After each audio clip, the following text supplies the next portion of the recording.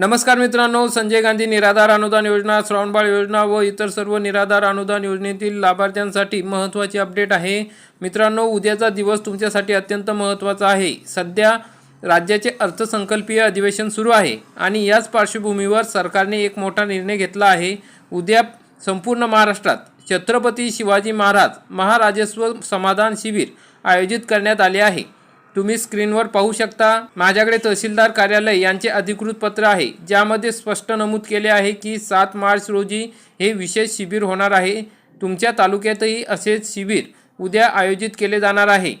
मग या शिबिराचे फायदे काय होणार आहे? तर या शिबिराचा सर्वात मोठा फायदा म्हणजे ज्या निराधार बांधवांना, मग त्या विधवा महिला असोत, दिव्यांग असोत की ज्येष्ठ नागरिक असो, ज्यांनी अजूनही संजय गांधी निराधार अनुदान योजनेचा लाभ मिळत नाही, त्यांना उद्या नवीन अर्ज करण्याची सुवर्ण संधी आहे। विशेष म्हणजे उद्या समित्यांची बैठकही या शिबिरात होणार असल्याने तुमचे अर्ज जागेवरच मंजूर केले जाऊ शकतात।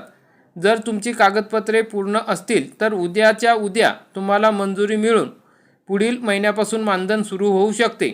आता कागदपत्रांबद्दल महत्त्वाची माहिती म्हणजे जर तुम्हाला 1,500 ऐवजी 2,500 रुपये मानधन हवे असेल, जे दिव्यांग बांधव आहेत त्यांच्यासाठी, तुमच्या अर्जात काही त्रुटी असतील तर त्या उद्याच दुरुस्त करून घ्या। उत्पन्नाचा दाखला, वयाचा दाखला, रहिवासी प्रमाणपत्र यासारखी महत्त्वाची कागदपत्रे तुम्हाला या शिबिरात एकाच ठिकाणी मिळतील। ज्या दिव्यांग बांधवांच्या हाताचे ठसे उमटत नसल्यामुळे पेन्शन थांबली आहे, त्यांच्या समस्यांचे निराकरणही तिथे उपस्थित असलेले तहसीलदार आणि नायब तहसीलदार यांच्या मार्गदर्शनाखाली केले जाणार आहे।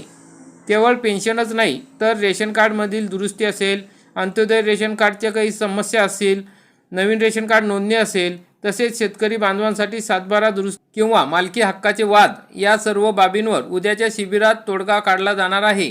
सर्व अधिकारी एकाच छताखाली असल्यामुळे तुमची कामे लवकर होतील। त्यामुळे तुमच्या तालुक्यात ज्या ठिकाणी हे शिबिर आहे तिथे नक्की जा, जेणेकरून तुमचे पुढील हप्ते मिळण्यास कोणतीही अडचण राहणार नाही।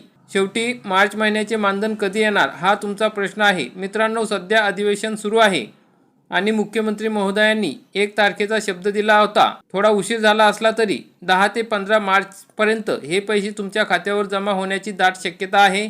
तसेच या अर्थसंकल्पात निराधारांसाठी, संजय गांधी निराधार अनुदान योजनेतील बांधवांसाठी काय नवीन घोषणा झाल्या आहेत याची माहिती मी पुढील व्हिडिओमध्ये नक्की देईन।